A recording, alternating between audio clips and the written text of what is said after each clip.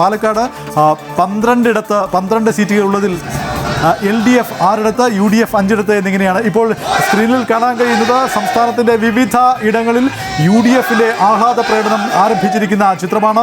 അങ്ങനെ ആഹ്ലാദ പ്രകടനം നടത്താനുള്ള കാരണം 88 നിലവിൽ UDF മുന്നേറുന്നു, 49 മാത്രമാണ് LDFിൻ്റെ ലീഡ്, 3 NDA മുന്നേറുന്നു. സ്ക്രീനിൽ തത്സമയം ഇപ്പോൾ പ്രേക്ഷകർ കണ്ടുകൊണ്ടിരിക്കുന്നത് ഇടുക്കിയിൽ നിന്നുള്ള പ്രവർത്തകരുടെ ആഹ്ലാദ പ്രകടനമാണ്. അതിന് പ്രധാനപ്പെട്ട കാരണം മന്ത്രി റോഷി അഗസ്റ്റിനെതിരെ വ്യക്തമായ ഒരു ലീഡ് അവിടെ UDF സ്ഥാനാർത്ഥി നേടിക്കഴിഞ്ഞു. മാത്രമല്ല ഇടുക്കിയിൽ 5 UDF തന്നെയാണ് ഇപ്പോൾ മുന്നേറുന്നത് എന്നുള്ളത് ഏറ്റവും പ്രധാനപ്പെട്ട കാര്യമാണ്.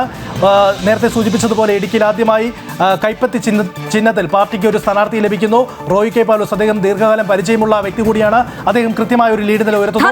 VP അബ്ദുൾ റഷീദ് 2523 വോട്ടുകൾക്ക് ഇപ്പോഴും മുന്നിലാണ്. പിണറായി വിജയൻ 2ാം റൗണ്ട് കഴിയുമ്പോഴും പിന്നിട്ടിൽ തന്നെ നിൽക്കുകയാണ്. പിണറായി വിജയൻ പിന്നിൽ എന്നുള്ള വാർത്ത മുഖ്യമന്ത്രിക്ക് ഇപ്പോഴും രക്ഷയില്ല എന്ന് വേണം. ഈ മൂന്നാം റൗണ്ടിലും അദ്ദേഹം പിന്നിലേക്ക് പോവുകയാണ്. 3ാം റൗണ്ട് എണ്ണുമ്പോഴും VP അബ്ദുൾ റഷീദ് തന്നെയാണ് ധർമ്മടത്ത്, കണ്ണൂർ ധർമ്മടത്ത് മുഖ്യമന്ത്രി പിണറായി വിജയന്റെ സ്വന്തം മണ്ഡലത്തിൽ അദ്ദേഹം പിന്നിൽ നിൽക്കുന്നു എന്നുള്ളത് വളരെ പ്രധാനപ്പെട്ട വാർത്തയാണ്.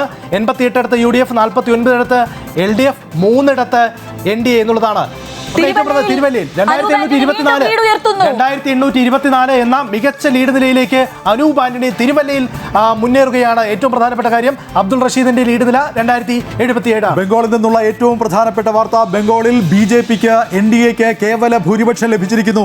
മമതാ ബാനർജിക്ക് കടുത്ത തിരിച്ചടി, തൃണമൂൽ കോൺഗ്രസിന് വലിയ തിരിച്ചടി നൽകിക്കൊണ്ട് ബംഗാൾ പിടിക്കാനുള്ള BJPയുടെ ദീർഘകാല പദ്ധതി വിജയം കണ്ടിരിക്കുന്നു എന്നുള്ളതിൻ്റെ ഒരു സൂചനയായി അവരുടെ ലീഡ് നില കേവല ഭൂരിപക്ഷത്തിലേക്ക് എത്തിയിരിക്കുന്നു. പല എക്സിറ്റ് പോൾ ഫലങ്ങളും ശരിവെക്കുന്ന രീതിയിലാണ് ബംഗാളിൽ നിന്ന് ഇപ്പോൾ വന്നിരിക്കുന്ന ഏറ്റവും പ്രധാനപ്പെട്ട വാർത്ത.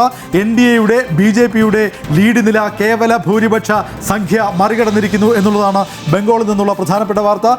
വിജയ് തമിഴ്നാട്ടിൽ മികച്ച മുന്നേറ്റം കാഴ്ചവെക്കുന്നു എന്നുള്ളത് തമിഴ്നാട്ടിൽ നിന്നുള്ളൊരു പ്രധാനപ്പെട്ട വാർത്തയാണ്. DMKക്ക് അത്ര ശുഭകരമല്ല തമിഴ്നാട്ടിൽ നിന്നുള്ള വാർത്ത. തിരിച്ച് കേരളത്തിലേക്ക് വരികയാണെങ്കിൽ ഇടതുമുന്നണിക്ക് LDFന് ഒട്ടും ശുഭകരമല്ല കേരളത്തിൽ നിന്നുള്ള വാർത്ത. മുഖ്യമന്ത്രി പിണറായി വിജയൻ 3ാം റൗണ്ടിലും ഇടത് കോട്ടയായ ചുവപ്പ് കോട്ടയായ ധർമ്മടത്ത് പിന്നിട്ട് നിൽക്കുന്നു എന്നുള്ളതാണ് ഇടതുപക്ഷത്തിന് ഏറ്റവും വലിയ തിരിച്ചടിയാകുന്നത്. ഭരണം നഷ്ടപ്പെടുന്നു എന്നതിനപ്പുറത്തേക്ക് 10 വർഷം സംസ്ഥാനത്ത് നയിച്ച പാർട്ടിയുടെ ക്യാപ്റ്റനായി നിന്ന മുഖ്യമന്ത്രി പിണറായി വിജയൻ 3ാം റൗണ്ടിലും പിന്നിട്ട് നിൽക്കുന്നു. അതിനെന്ത് മറുപടിയാണ് CPMന് പറയാൻ കഴിയുക എന്നുള്ളതാണ് ഏറ്റവും പ്രധാനപ്പെട്ട കാര്യം. 2077 വോട്ടുകൾക്കാണ് VP അബ്ദുൾ റഷീദ് അവിടെ ഒരു കറുത്ത കുതിരയായി മാറിയിരിക്കുന്നത്. അദ്ദേഹം തന്നെ ആവർത്തിച്ച് പറയുന്നുണ്ടായിരുന്നു ധർമ്മടത്ത ഫലത്തെക്കുറിച്ച് മാധ്യമങ്ങൾക്ക് ഉൾപ്പെടെ ഒരു മുൻവിധിയുണ്ട്.